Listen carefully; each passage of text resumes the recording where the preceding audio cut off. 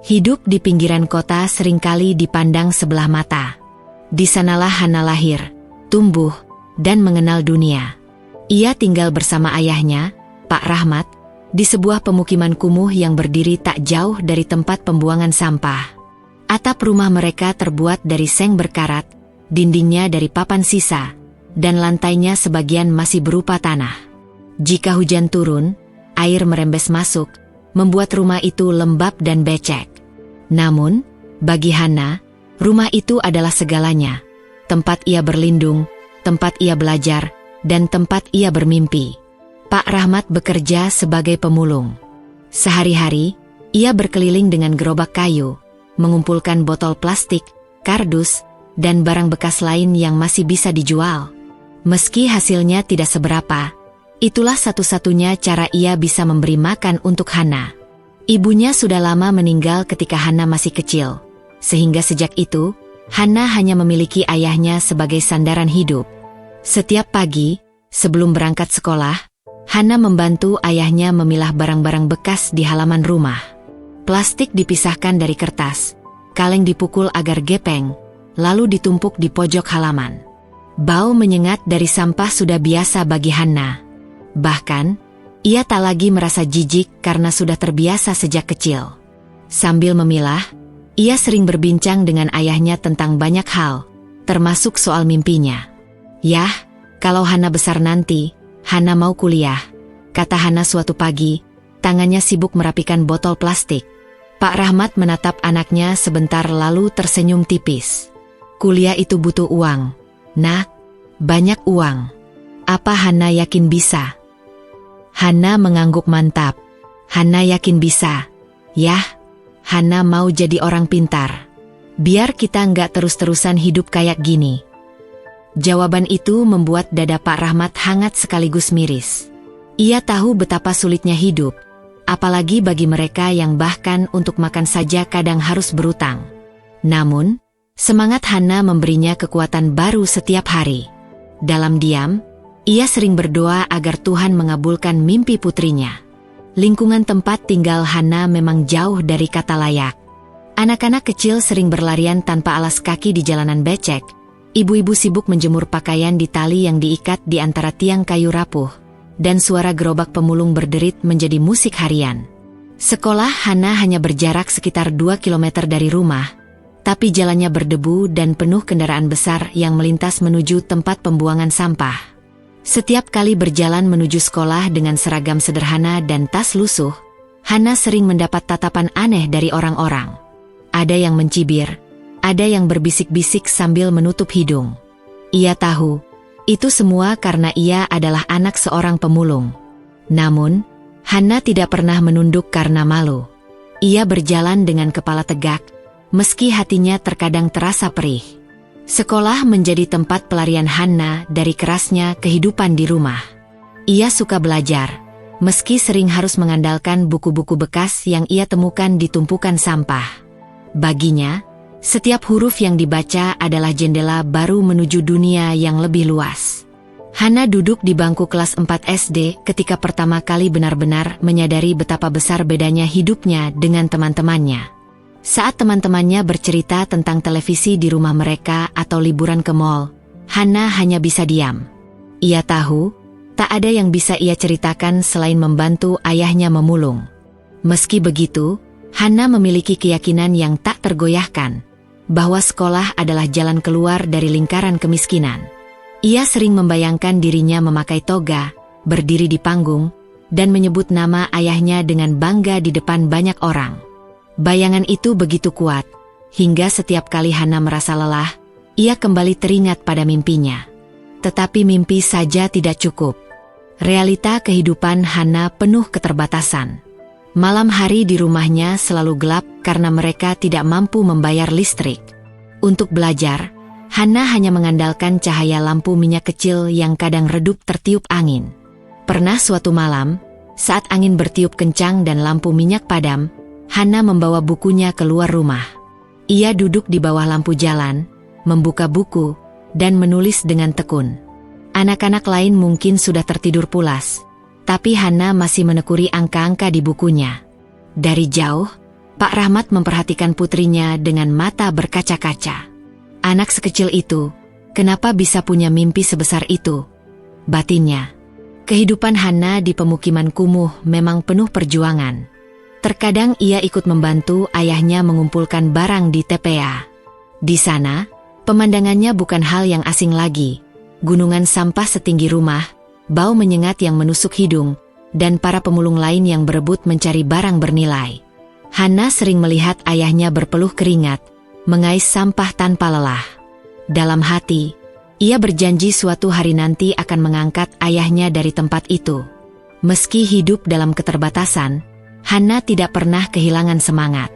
Di sela-sela kesibukan membantu ayahnya, ia masih sempat bermain dengan anak-anak lain di kampung. Mereka bermain kelereng, lompat tali, atau sekadar berkejar-kejaran di jalan tanah. Namun, seringkali permainan itu berakhir dengan ejekan karena status Hana sebagai anak pemulung. Anak-anak lain menertawakannya, memanggilnya anak sampah.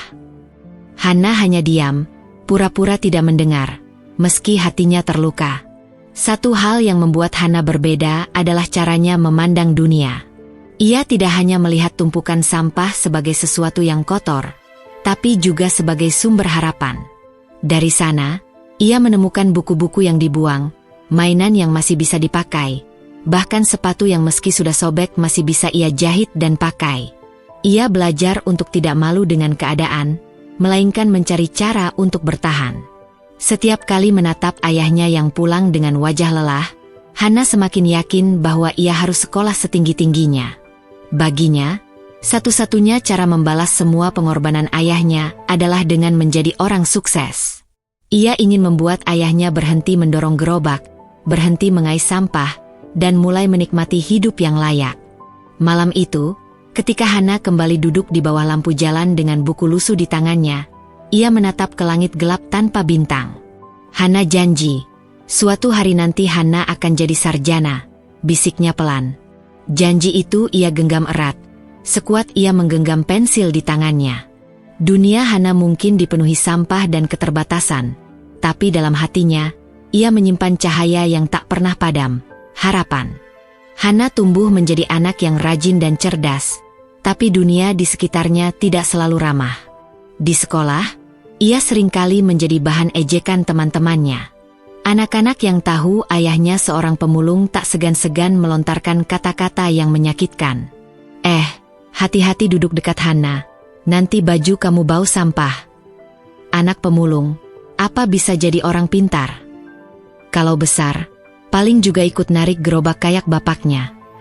Kata-kata itu menusuk hati Hana. Ia berusaha menahan air mata, pura-pura tak peduli. Tapi dalam hati ia sering bertanya-tanya, kenapa orang lain begitu kejam hanya karena ia miskin? Pernah suatu kali, ketika istirahat, Hana duduk sendirian di pojok lapangan. Ia menunduk, berusaha menutupi wajahnya agar tak terlihat sedih. Namun, justru saat itulah sekelompok anak mendekatinya.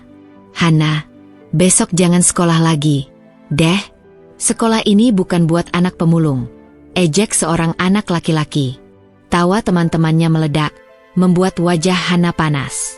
Ia ingin membalas, tapi lidahnya keluh. Satu-satunya hal yang bisa ia lakukan hanyalah menggenggam erat bukunya. Buku itu adalah satu-satunya kebanggaannya. Dalam hati, ia bersumpah tidak akan membiarkan hinaan itu menghentikannya. Sepulang sekolah, Hana berjalan lunglai menuju rumah. Sesampainya di rumah, ia mendapati ayahnya sedang duduk di samping gerobak, mengikat tumpukan kardus dengan tali rafia. Pak Rahmat melihat wajah Hana yang murung, lalu menghentikan pekerjaannya. Ada apa, Nak? Kenapa wajahmu sedih begitu? Tanya Pak Rahmat lembut. Hana menunduk, tak sanggup berkata-kata. Air matanya menetes begitu saja. Teman-teman Hana bilang, anak pemulung gak pantas sekolah tinggi. Mereka bilang Hana gak akan bisa jadi apa-apa. Pak Rahmat terdiam sejenak. Ia menarik napas panjang, lalu mengelus kepala Hana. Nak, dengar baik-baik. Orang boleh bilang apa saja, boleh meremehkan kita, boleh menertawakan kita. Tapi satu hal yang gak boleh mereka ambil adalah semangatmu. Kau tahu, Yahmu ini cuma pemulung. Tapi bukan berarti anak Yahmu juga harus jadi pemulung. Kalau Hana mau sekolah tinggi, Hana harus buktikan ke mereka.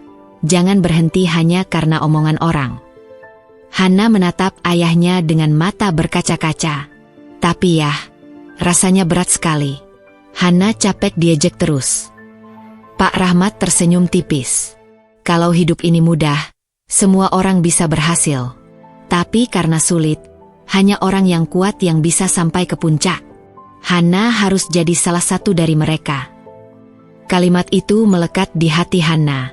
Malam itu, ia kembali duduk di bawah lampu jalan, membuka buku dan menulis pelan. Ia menuliskan satu kalimat besar di halaman kosong bukunya. Aku harus jadi sarjana, apapun yang terjadi. Sejak hari itu, tekad Hana semakin kuat. Setiap kali ada yang mengejek, ia hanya diam. Tapi dalam hati ia berkata, tunggu saja. Aku akan buktikan kalian salah. Kata-kata itu menjadi semacam doa sekaligus janji yang ia ulang-ulang setiap kali semangatnya melemah. Hari-hari berikutnya, Hana semakin giat belajar. Ia tidak lagi peduli dengan hinaan teman-temannya.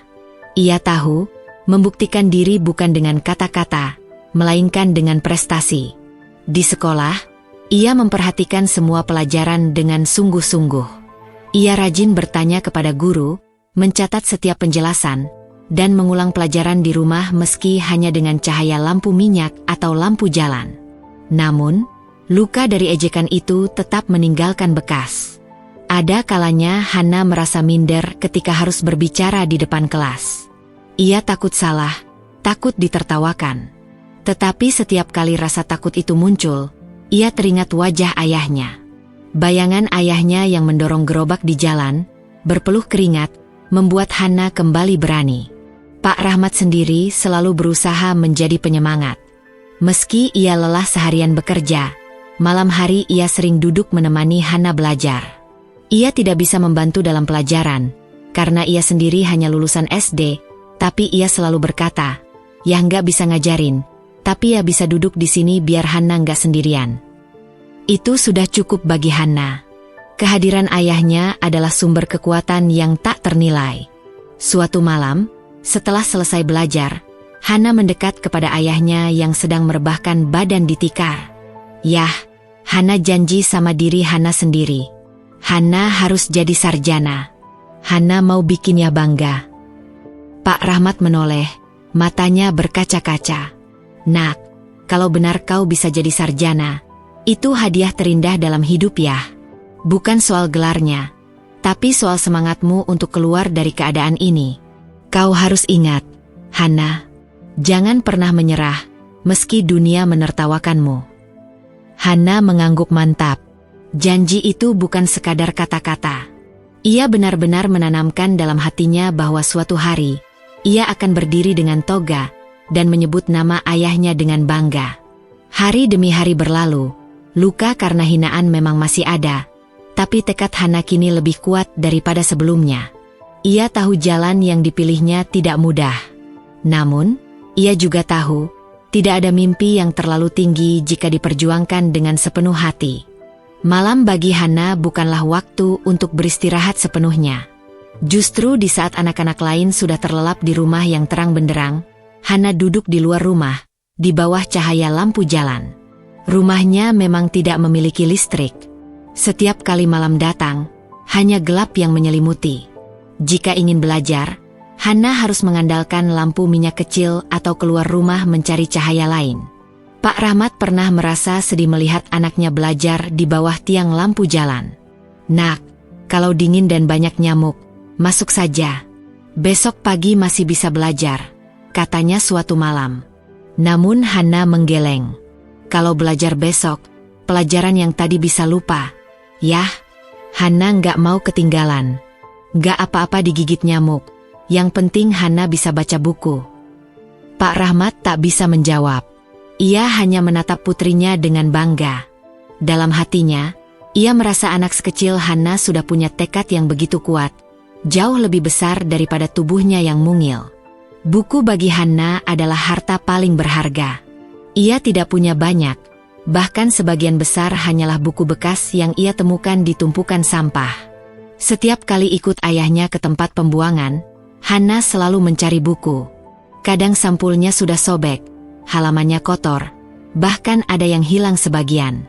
Namun bagi Hana, itu lebih dari cukup. Ia akan membersihkan, menjemur jika basah, lalu menjilid seadanya dengan benang atau karet gelang. Dari tumpukan sampah itu pula, Hana pernah menemukan sebuah buku cerita anak yang sampulnya bergambar burung merpati. Meski banyak halaman yang robek, ia tetap membacanya berulang-ulang. Dari sana, ia belajar banyak kosakata baru. Buku lain yang ia temukan adalah kamus kecil, yang kemudian menjadi teman setianya.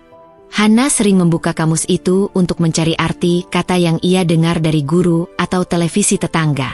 Buku-buku bekas itu menjadi pintu kecil yang membawanya keluar dari gelapnya dunia sehari-hari. Setiap kali membaca, Hana seolah-olah pergi ke tempat lain, tempat yang lebih indah, lebih bersih, dan lebih layak. Ia sering membayangkan dirinya berada di perpustakaan besar dengan rak-rak penuh buku baru yang harum baunya. Mimpi itu sederhana, tapi bagi Hana sangat berharga. Di sekolah, Bu Siti, guru kelas Hana, mulai memperhatikan hal-hal kecil yang dilakukan muridnya itu. Hana selalu rajin mengumpulkan tugas, bahkan tulisannya rapi meski pensilnya pendek dan bukunya lusuh. Suatu hari, setelah selesai pelajaran, Bu Siti memanggil Hana ke mejanya. "Hana, Ibu perhatikan kamu selalu rajin. Kamu suka belajar, ya?" Hana mengangguk malu-malu. "Iya, Bu. Hana suka baca. Kalau ada buku, Hana senang sekali." Bu Siti tersenyum. Ia tahu latar belakang keluarga Hana. Semua guru di sekolah itu tahu, karena mereka sering melihat Pak Rahmat datang dengan gerobaknya. Tetapi yang membuat Bu Siti kagum adalah semangat anak ini. "Kalau begitu, mulai sekarang, kalau Ibu punya buku lebih, akan Ibu kasih ke Hana.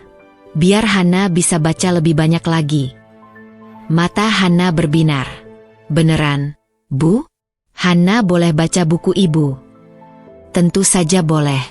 Anak rajin harus punya banyak teman, dan buku adalah teman terbaik," jawab Bu Siti sambil menepuk pundaknya. Sejak hari itu, Bu Siti sering meminjamkan buku-buku bacaan untuk Hana. Kadang buku cerita rakyat, kadang majalah anak-anak, bahkan beberapa buku pelajaran tambahan. Hana membacanya dengan penuh semangat. Malam-malam di bawah lampu jalan kini terasa lebih hangat karena ia punya lebih banyak bahan untuk belajar. Suatu ketika, Hana memberanikan diri bercerita kepada Bu Siti tentang kebiasaannya belajar di bawah lampu jalan. Awalnya, Bu Siti terdiam. Ia merasa terenyuh membayangkan muridnya duduk sendirian di malam gelap hanya demi bisa membaca. "Hana, kamu tahu nggak, apa yang kamu lakukan itu luar biasa. Banyak anak punya meja belajar, lampu terang, tapi malas belajar. Kamu, meski harus duduk di bawah lampu jalan, tetap rajin membaca. Ibu bangga sama kamu." Ucapan itu membuat hati Hana menghangat. Ia merasa perjuangannya diperhatikan. Selama ini, ia sering merasa sendirian melawan dunia. Namun, ternyata ada orang yang melihat dan menghargai usahanya. Dari hari ke hari, Bu Siti semakin yakin bahwa Hana adalah anak yang berbeda. Ia cerdas, tekun, dan punya rasa ingin tahu yang besar. Ketika guru lain mulai meremehkan Hana karena status keluarganya, Bu Siti justru melihat potensi besar yang terpendam. Diam-diam, ia bertekad akan mendukung Hana sejauh yang ia mampu. Sementara itu, Hana semakin menikmati waktunya bersama buku. Ia tidak hanya membaca untuk tugas sekolah, tapi juga mencari tahu hal-hal baru. Dari sebuah buku IPA bekas, ia belajar tentang planet-planet dan bintang. Malam-malam berikutnya, ketika ia duduk di bawah lampu jalan, ia menatap langit dan mencoba mengingat nama-nama planet. "Itu Mars, itu Jupiter," bisiknya pada diri sendiri, meski sebenarnya ia hanya menebak-nebak. Hidup Hana memang gelap dalam arti sebenarnya. Rumah tanpa listrik, malam penuh nyamuk, dan hari-hari penuh keterbatasan. Namun dari gelap itu, ia menemukan cahaya kecil yang menuntunnya. Buku, semangat, dan seorang guru yang peduli. Semua itu membuat Hana percaya bahwa mimpinya tidak mustahil. Pada suatu malam yang dingin, ketika Hana selesai membaca, ia menutup bukunya dan menatap lampu jalan yang berkelip. Dalam hati ia berkata pelan, kalau lampu ini bisa menerangi jalan orang lain, Hana juga harus bisa jadi cahaya buat keluarga Hana suatu hari nanti. Dan dengan janji itu, Hana kembali melanjutkan perjuangannya, langkah demi langkah, dengan cahaya kecil yang menuntun dari tengah gelap. Hana tidak pernah menyangka bahwa di sekolah, selain ejekan dan hinaan, ia juga akan menemukan seseorang yang bisa disebut sahabat. Namanya Dinda. Berbeda dengan Hana, Dinda berasal dari keluarga mampu. Ayahnya seorang pegawai negeri, ibunya guru di sekolah swasta. Rumah Dinda besar, halamannya luas, dan ia selalu berangkat sekolah dengan sepatu bersih, tas baru, serta bekal makanan yang lezat. Pertemuan mereka bermula ketika suatu hari hujan deras mengguyur kota. Semua anak berlari-lari mencari tempat berteduh. Hana yang tidak membawa payung hanya bisa berdiri di bawah atap sekolah yang bocor. Tubuhnya basah kuyup. Sementara anak-anak lain asyik bercanda, Dinda mendekat dan menyodorkan handuk kecil. Hana, pakai ini dulu. Kamu kedinginan, ya? Hana terkejut. Tidak ada yang pernah sepeduli itu padanya. Dengan ragu ia menerima handuk itu. Makasih, Dinda. Hana nggak apa-apa, kok. Sejak hari itu, hubungan mereka mulai dekat. Dinda sering mengajak Hana duduk bersama di kelas, bahkan membaginya bekal ketika melihat Hana hanya membawa nasi dengan lauk sederhana. Bagi Hana, kebaikan itu seperti oase di tengah gurun. Ia merasa tidak sepenuhnya sendirian. Namun, perbedaan kelas sosial mereka membuat hubungan ini tidak selalu mulus. Teman-teman lain sering mencibir ketika melihat Dinda bersama Hana. Din, ngapain sih temenan sama anak pemulung? Kalau main sama dia, nanti kamu juga jadi bau sampah, loh. Tawa mengejek kembali terdengar. Hana menunduk, merasa bersalah karena persahabatannya membuat Dinda ikut jadi sasaran ejekan. Tetapi yang mengejutkan, Dinda selalu membela. Kenapa sih kalian jahat? Hana itu pintar, rajin, dan baik. Kalian aja yang iri, kata Dinda dengan suara lantang. Ucapan itu membuat Hana terharu. Untuk pertama kalinya, ada yang berdiri di sisinya tanpa malu. Meski begitu, Hana tetap merasa tidak enak. Ia tahu, Dinda datang dari dunia yang berbeda. Dunia dengan rumah besar, meja belajar rapi, dan lampu terang di setiap sudut. Sedangkan dirinya, bahkan untuk belajar saja harus duduk di bawah lampu jalan. Konflik batin itu sering muncul. Pernah suatu kali, Hana menolak ajakan Dinda untuk bermain ke rumahnya. Ayo, Han, main ke rumahku. Aku punya banyak buku cerita. Kamu pasti suka, ajak Dinda dengan antusias. Hana tersenyum kaku. Lain kali aja, Din. Hana harus bantu ya dulu di rumah. Padahal, dalam hati ia ingin sekali pergi.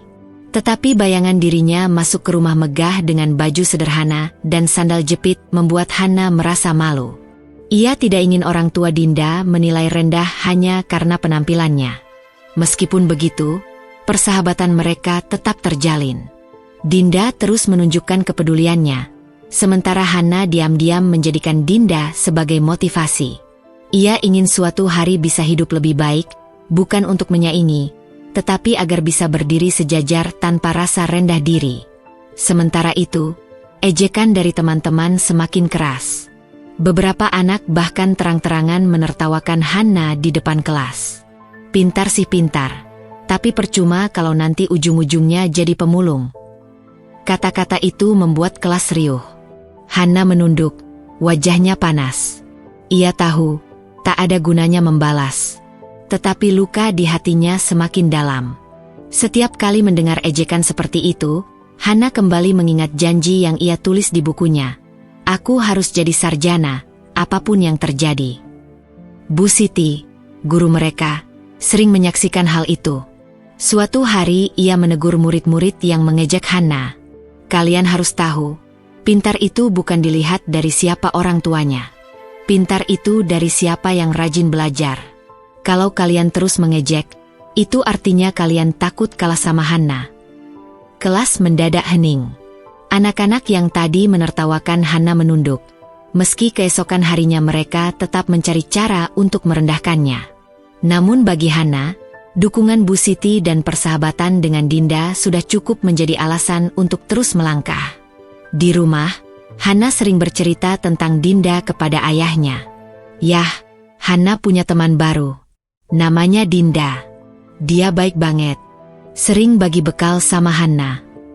Pak Rahmat tersenyum mendengar itu. Syukurlah, nak. Punya teman baik itu rezeki juga. Jaga baik-baik persahabatanmu. Hana mengangguk. Meski ia tahu perbedaan mereka besar, ia berjanji dalam hati tidak akan merusak persahabatan itu hanya karena rasa minder. Justru, ia ingin menjadikan persahabatan itu sebagai alasan tambahan untuk terus berjuang. Hari-hari berikutnya, Hana semakin giat belajar. Ia tahu banyak yang meremehkannya, tapi ia juga tahu ada orang-orang yang percaya padanya. Dinda, Bu Siti, dan tentu saja ayahnya. Itu sudah cukup membuat Hana yakin bahwa meski banyak lawan yang merendahkan, ia tetap punya sahabat sejati dan guru yang mendukung. Hana mulai menyadari sesuatu yang penting. Dunia ini memang penuh dengan orang yang meremehkan, tapi selalu ada satu atau dua orang yang akan percaya padamu. Dan itu saja sudah cukup untuk menyalakan harapan. Hari pengumuman nilai ujian tengah semester selalu menjadi momen yang ditunggu-tunggu oleh seluruh siswa. Bagi sebagian anak, itu hanyalah angka-angka yang bisa naik turun tanpa terlalu dipikirkan. Tetapi bagi Hana, hasil ujian adalah bukti kecil dari perjuangannya.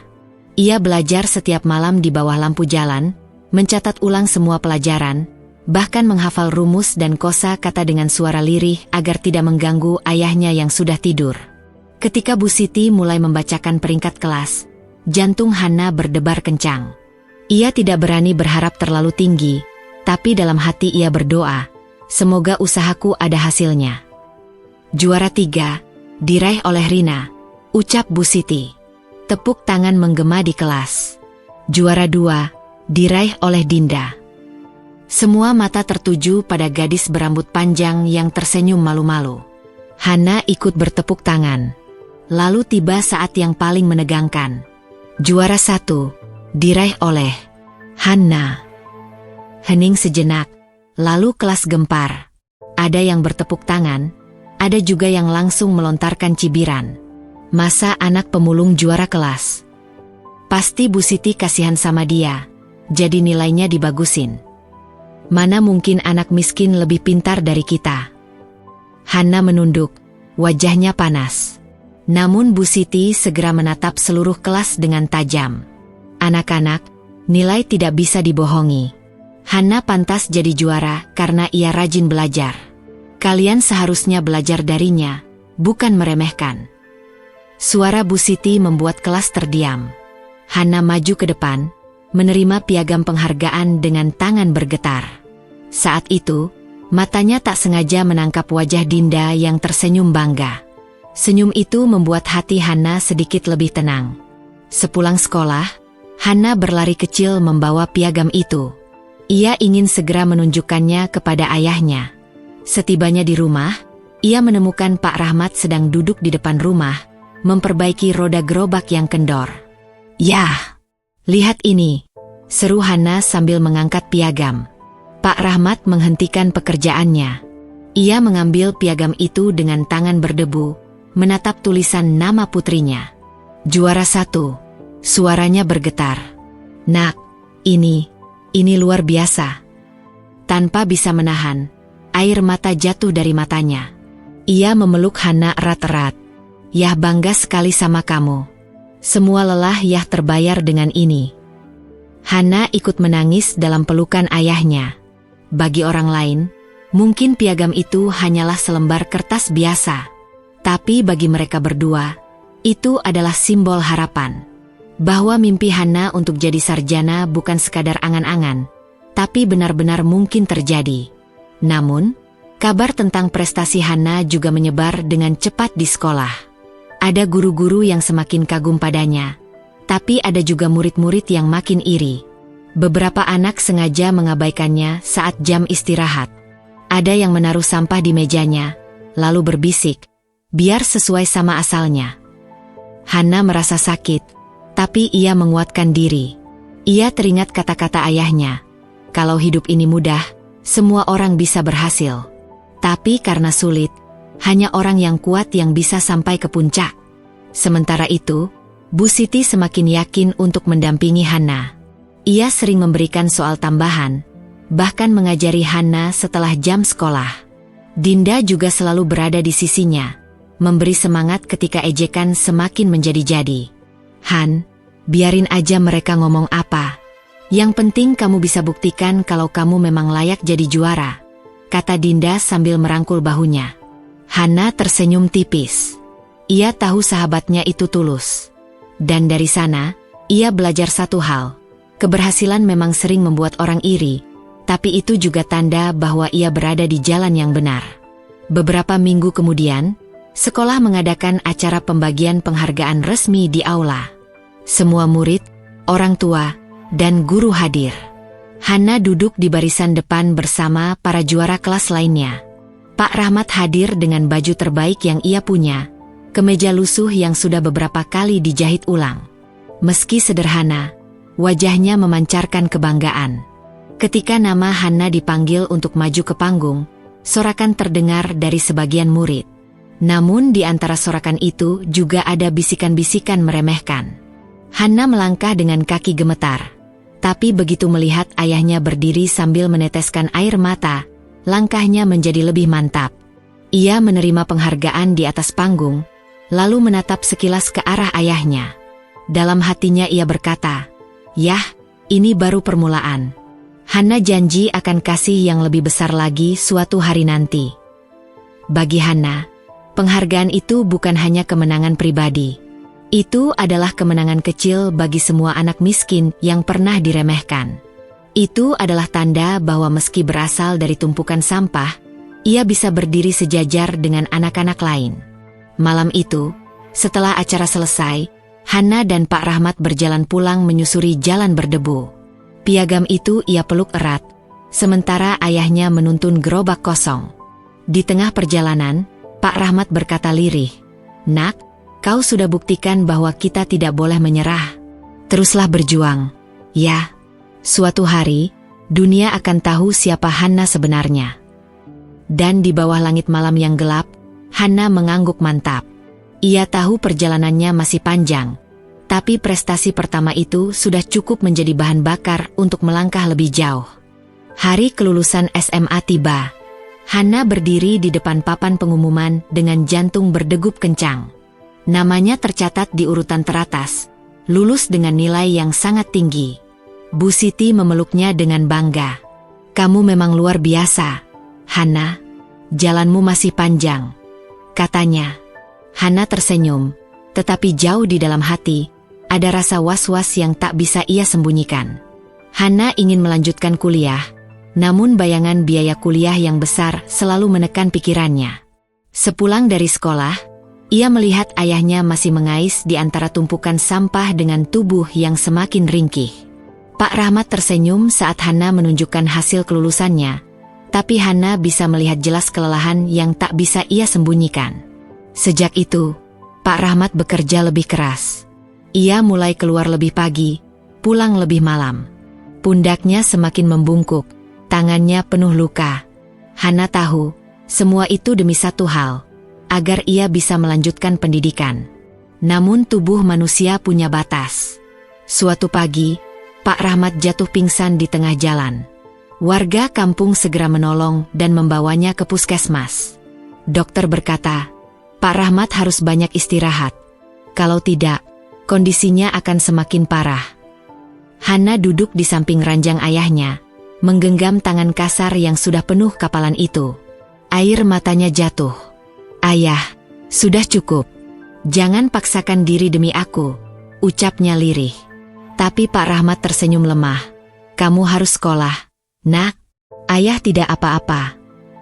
Malam itu Hana tak bisa tidur. Ia menatap langit-langit rumahnya yang gelap.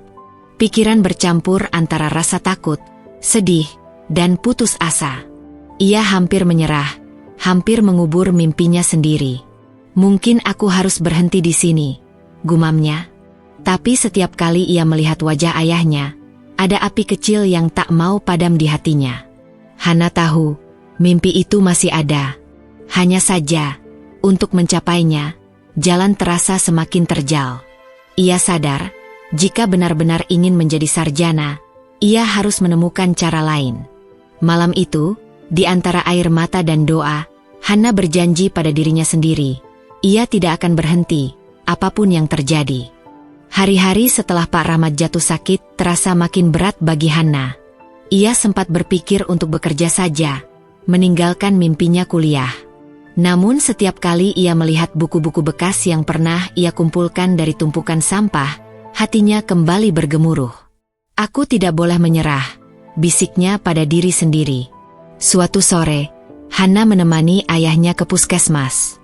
Di ruang tunggu, ia bertemu seorang pria parubaya berpenampilan sederhana namun berwibawa. Namanya Pak Arman, seorang pengusaha yang kebetulan sedang menunggu istrinya berobat. Pak Arman melihat Hana sedang menyalin catatan dari buku lusuh. Matanya penuh semangat meski jelas-jelas ia sedang menghadapi kesulitan. Pak Arman menghampiri, lalu bertanya, "Kamu kuliah di mana, Nak?" Hana terdiam. Ia tersenyum canggung, lalu menjawab lirih, "Saya baru lulus SMA, Pak, tapi mungkin tidak bisa kuliah. Ayah saya sakit, dan kami tidak punya biaya." Ada keheningan sejenak. Tatapan Pak Arman melembut. Ia lalu bertanya lebih banyak tentang kehidupan Hana, perjuangan ayahnya, dan cita-citanya. Hana menjawab dengan jujur, tanpa melebih-lebihkan. Pak Arman mendengarkan dengan penuh perhatian. Beberapa hari kemudian, Hana dipanggil ke sekolah oleh Bu Siti. Dengan senyum lebar, Bu Siti berkata, "Hana, kamu mendapat kabar baik. Ada seorang dermawan yang ingin memberikan beasiswa penuh untukmu." Hana terkejut, matanya berkaca-kaca. "Siapa, Bu?" tanyanya terbata. Bu Siti menjawab, "Pak Arman. Beliau sangat terkesan dengan semangatmu." Hari itu menjadi titik balik. Hana akhirnya bisa masuk kampus impiannya. Hari-harinya diisi dengan belajar keras, sama seperti dulu. Ia tetap sederhana, tetap rendah hati, namun prestasinya mulai dikenal banyak orang. Nilai-nilainya selalu tinggi, dosen-dosennya kagum, dan teman-temannya terinspirasi oleh kisahnya. Di tengah perjuangan itu, Hana selalu ingat pada ayahnya yang masih sakit, dan pada Pak Arman yang membuka jalan baginya. Ia berjanji pada dirinya sendiri, suatu hari nanti, ia harus membalas semua kebaikan ini dengan cara yang berarti. Perjalanan Hana sebagai mahasiswi baru dimulai. Dan kali ini, ia melangkah dengan keyakinan penuh bahwa mimpinya benar-benar bisa terwujud. Hari itu, kampus dipenuhi wajah-wajah bahagia. Hana mengenakan toga dengan tangan bergetar, jantungnya berdetak kencang. Siang itu, ia akan naik ke podium sebagai lulusan terbaik. Semua yang pernah ia perjuangkan, dari belajar di bawah lampu jalan hingga menyalin buku bekas, kini berbuah manis. Sejak pagi, ia sudah membayangkan ayahnya akan hadir, duduk di kursi tamu, meski mungkin tubuhnya masih lemah. Hana ingin sekali mempersembahkan gelar itu langsung di depan mata Pak Rahmat. Tapi takdir punya rencana lain. Beberapa menit sebelum upacara dimulai, Bu Siti datang tergesa. Wajahnya pucat. Ia menggenggam tangan Hana erat-erat dan berbisik lirih, "Nak, ayahmu baru saja berpulang." Dunia Hana seketika runtuh. Suara riuh mahasiswa dan musik wisuda mendadak jauh, berganti hening yang mencekik. Air mata mengalir tanpa bisa dibendung. Namun, nama Hana tetap dipanggil. Hana Rahmat, lulusan terbaik dengan predikat cum laude. Seluruh aula bertepuk tangan. Dengan langkah berat, Hana naik ke panggung. Tangannya gemetar saat menerima piagam. Ia menahan tangis, lalu mengangkat wajahnya ke langit-langit aula. Dalam hati ia berkata, "Ayah, ini untukmu. Semua ini milikmu." Sorakan bergema, Tapi Hana hanya mendengar bisikan lembut dari kenangan ayahnya. "Jangan pernah menyerah, Hana." Kata-kata itu seakan menguatkan setiap langkahnya. Ia tahu, ayahnya pergi dengan bangga. Usai acara, Hana duduk sendiri, menatap toga di pangkuannya. Kesedihan dan kebahagiaan bercampur jadi satu. Ia meraih mimpi yang dulu dianggap mustahil, tetapi harus kehilangan orang yang paling ia cintai pada hari yang sama. Namun Hana percaya, perjuangannya tidak sia-sia. Ia sudah membuktikan bahwa anak seorang pemulung pun bisa berdiri sejajar dengan siapapun. Dengan tekad baru, Hana berjanji akan melanjutkan hidup, membantu ayah-ayah lain yang bernasib sama dengan Pak Rahmat.